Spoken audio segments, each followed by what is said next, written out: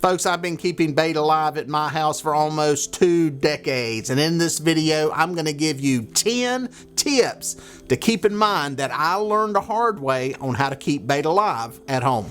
If you're lucky and have put in the time, you can have bait at your house ready to go before you leave the house to go fishing. This is where a home bait tank comes in.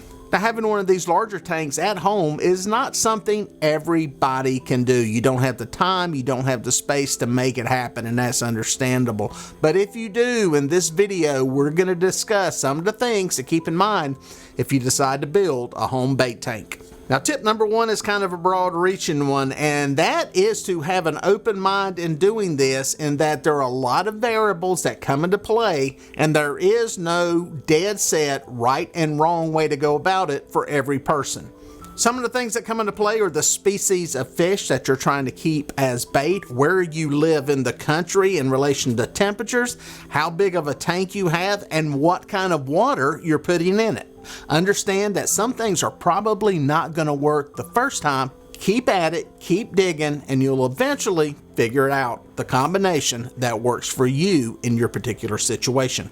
Tip number 2 is, well, keeping one species alive in a tank is easier than keeping multiple species alive together. For instance, where I'm at, I keep a lot of live perch. When I put them in the tank with bluegill, for whatever reason, the bluegill will die quicker. Now, when I put spotted bass or largemouth bass into a bait tank, which are, by the way, legal in North Carolina to use for bait, these fish will outlive anything I put in there. Now, I think a lot of this comes from the stress of being in close confines with fish that may be predators to them, so the fish don't do well together. Keep the different species separate if you plan to keep them for a long period of time. Tip number 3, it's a big tip, literally big. The bigger the bait tank that you can have, in other words, the most gallons of water that you can have in it, the better off you will be and the easier it will be to keep fish alive. My general rule, and this will vary depending on where you're at in the country and what type of water you're using and how big the fish are, is about 1/3 to half the volume of the tank in gallons in fish. Now, I know that's some complicated voodoo math. We'll get to that more in a minute, but this will give you kind of a rule of thumb to go by. The bottom line is this: if you've got room for a big tank and have the area, you really can't go too big. Tip number 4 is you're going to need some type of circulation in addition to aeration. Aeration is great. You need it. That is how oxygen is infused into the water. Now, I use a pond pump with a filter box to circulate the water through the tank.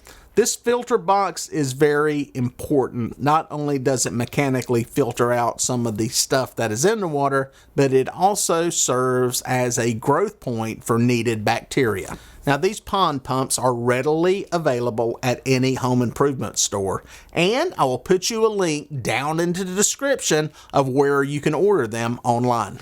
For aeration, well, to be honest, buy the biggest aeration pump that you can find. Now, you can buy these things at Walmart. I'll also put you a link in the description of where you can get them.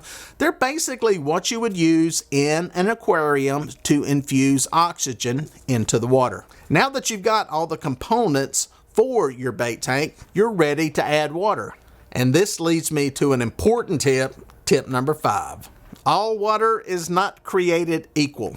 Whether you get your water from a city water system or from a well or out of the lake, there are going to be different components to this water that will affect how you're able to keep fish. My rule of thumb is when I add water to a tank, no matter where it comes from, I aerate it for at least 2 days. This means running the pump, running the filter, running the aeration stones. Now, while the water out of a lake or river is probably at a sufficient level oxygen-wise to keep fish alive, water that you get from a well or from the city may not have enough dissolved oxygen to keep the fish alive. I'm on well water, so I let my tank run for about 2 days to make sure the water is as saturated with oxygen as possible. After your aeration is complete, it's time to add some fish.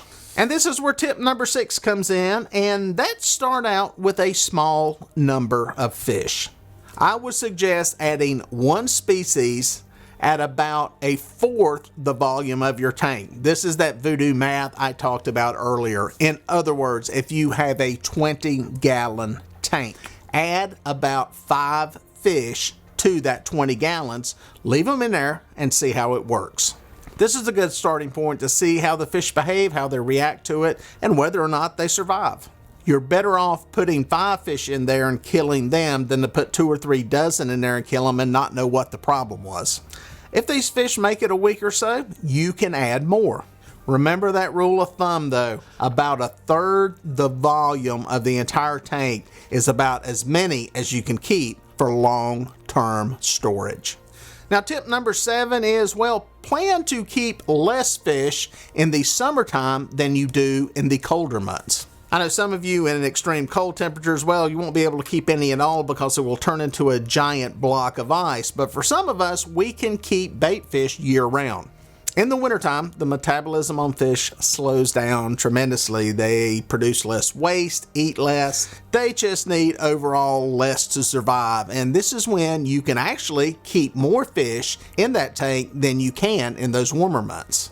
Another thing that comes into play as temperatures get warmer is there are different types of bacteria and fungus that show up that don't show up in colder temperatures.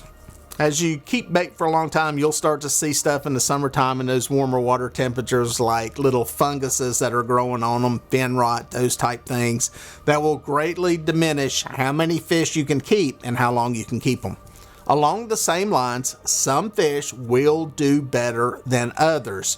Again, back to rule number 1, play around, experiment, see what works for you in your situation. Now tip number 8 is chemicals, adding chemicals to the tank. I am not a fan of them. My suggestion in tip number 8 is try to avoid them at all costs. Try to create a tank, a balanced tank that you do not have to add chemicals to fix or keep fish alive. The problem with this is you can end up chasing your tail trying to come up with the right chemical combination to fix whatever problem that you're having.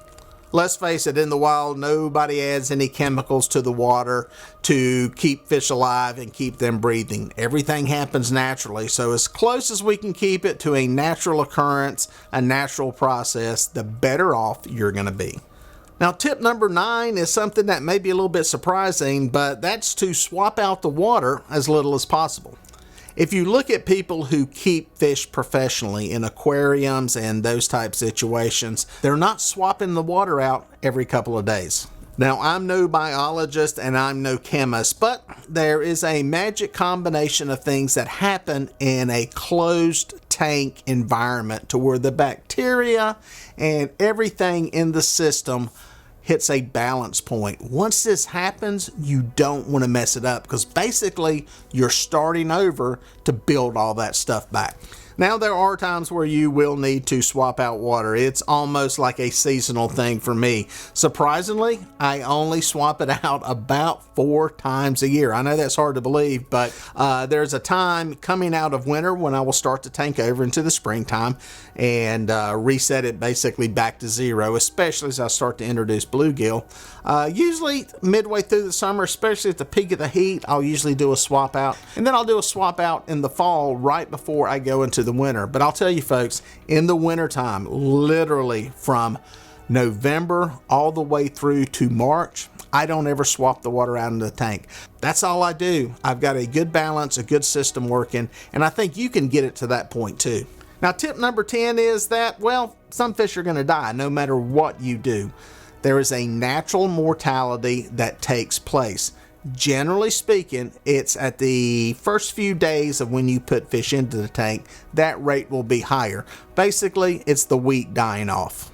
But as the fish are in there longer and longer, especially in cooler temperatures to where fish may be in there for weeks at a time, that mortality rate will fall off sharply. That does bring up a point that some people ask about, and that is feeding fish. Do I feed the fish while they're in the tank? I do not. Generally, I use them fairly quickly. The other point that's kind of a negative is that when you start feeding fish, fish produce waste. When they produce waste, this changes the dynamic of what is going on with the chemistry in the tank. It's a lot of information to chew on, people. Hopefully you can put some of this together, give it a try at home, see what works for you so that you have some fresh bait to take fishing the next time you decide to head out.